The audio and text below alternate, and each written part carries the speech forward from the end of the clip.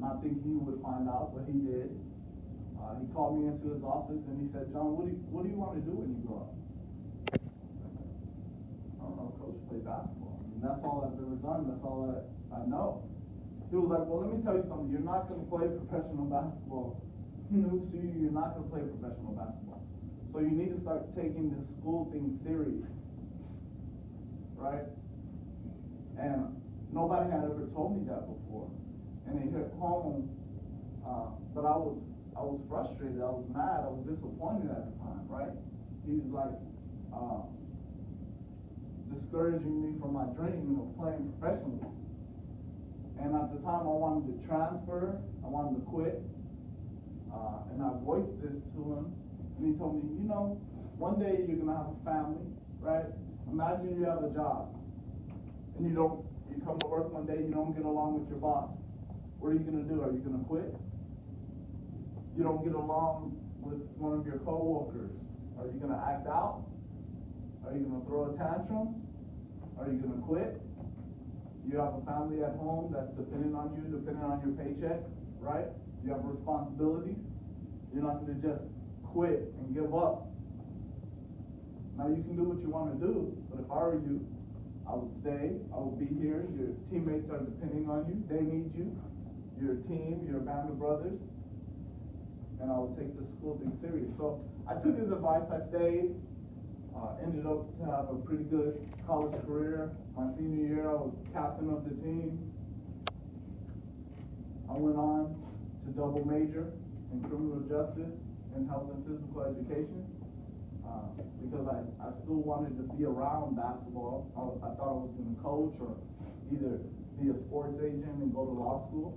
But when I graduated college, my uncle, he's a prominent attorney, he told me you really didn't have to go to law school anymore like he did back in the day and accrue a lot of debt. There were other ways to be successful and have an impact. So I started a consulting company, and what I do is we help professional athletes get prepared for life after sports, right? They've been playing sports their whole lives, that's all they know. But we help in that transition, get them involved within the community philanthropically, start their nonprofits, speaking engagements, meet and greets.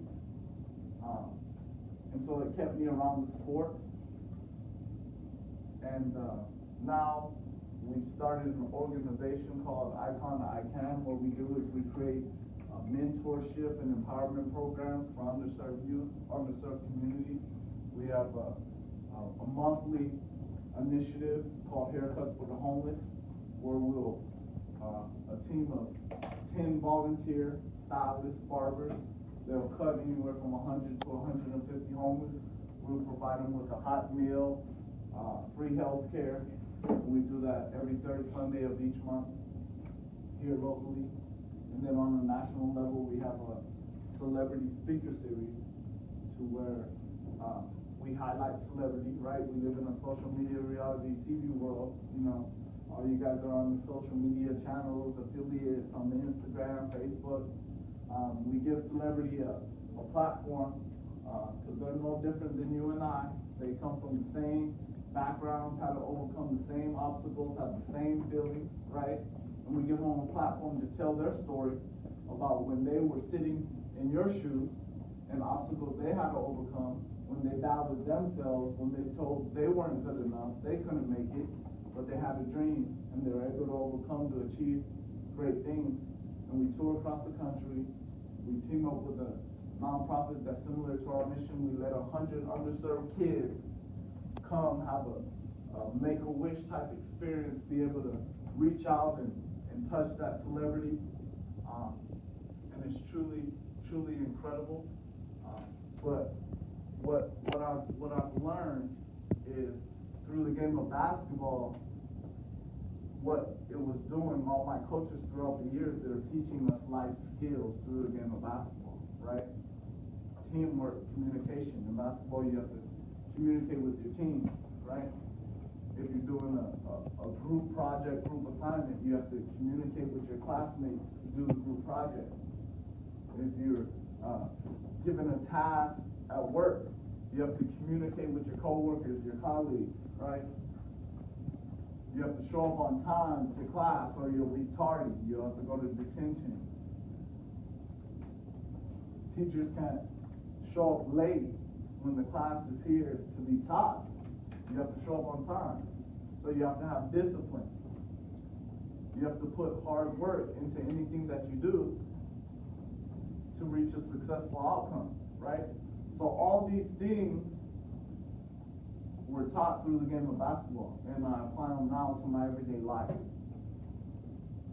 So I would say you can accomplish anything in life. You're gonna have to what? What did my mom do in the very beginning? She sacrificed, right? She wasn't with me for a period of time because she wanted to make a better future for herself and myself. She put in hard work because she was working a job to pay the bills. Then she had to go to school, essentially full time. She was a mother, right? And then you have to believe in yourself. She believed that she could achieve. She believed that she could do it. And she could provide a better life for her family. And that's what she did. So I want you guys all to close your eyes again. And I want you to remember, if you don't remember anything that I said today, I want you to remember, no matter what you want to do in life, always remember to dream big. Don't be on the defense of your life. Attack life offensively.